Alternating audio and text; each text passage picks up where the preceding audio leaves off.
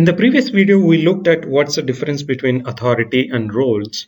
Now, in this video, let's try to understand how to configure roles and perform authorization using them. Similar to authorities, we also have three different methods: has role, has any role, access methods, which will allow you to perform some configurations based upon the roles.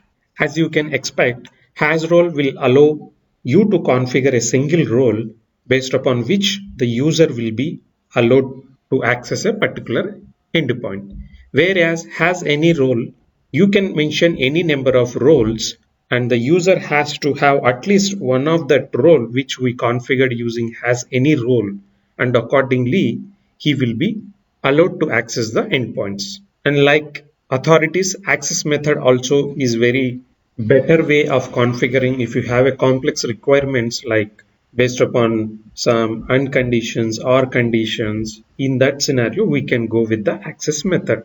But while we are configuring roles, we should have role underscore prefix added in the database, and this is an indication for us and for the Spring security. Okay, this is not a normal authority, it is a role based access. And at the same time, you don't have to mention this prefix while you are configuring these roles inside your Spring security code. We can see that when we are checking the code.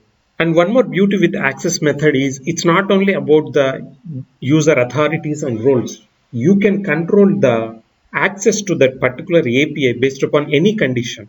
Like you may have a scenario where the users from a particular country or where the users should be able to access this path only during certain time frame or certain date. In all such scenarios also, you can go ahead and leverage access method. Whereas has role, has any role, has authority, has any authority, they are tied up with your authorities and roles. So that's the main advantages of the access method. Now let's try to go to the code and understand how we can configure authorization based upon roles.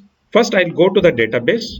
What I have done is previously we used to have read and write authorities, but I have overridden them with the roles for the happy user. There are two roles that we have configured for the happy customer. One is role underscore user and other one is role underscore admin. So whenever you want to use role, has role or has any role methods, we should definitely have this role prefix attached in the database. The reason is while performing these comparison checks, Spring Security automatically will add a prefix of role to the value that you provide. That is why we should not configure with a prefix in the code but only in the database.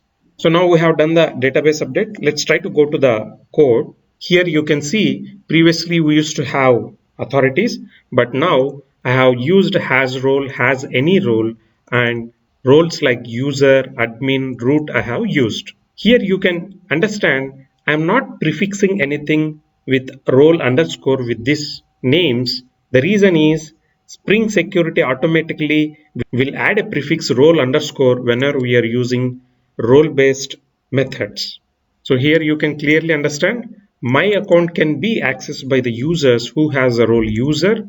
My balance will be accessed by user who has either user or admin role, and loans will be accessed by the users who has root role, and my cards users are they are like accessed by anyone who are authenticated. With this configuration, we should be able to access my account, my balance, my cards, but not the loans because my loans need a root role and our happy customer does not have that. Let's try to go and validate that. I'm trying to log in into the application. I'm clicking account. I'm able to see the response. Same with balance, same with cards. But if I go and click loans, we are not able to get the data with the reason 403 error. So in this way, we can configure authorization using roles and also authorities. I hope now you understand how to perform authorization inside your application based upon authorities, roles, and different ways to configure the same in your Spring Security code as well. Enough of authorization. In the next videos, let's try to understand how to perform restrictions on the API paths using different matches available inside our Spring Security. As of now, we are only using ANT matches always, but we also have various methods and matches available in Spring Security that we can easily leverage to perform restrictions on the API paths beyond roles and authorities. Thank you and see you in the next video. Bye.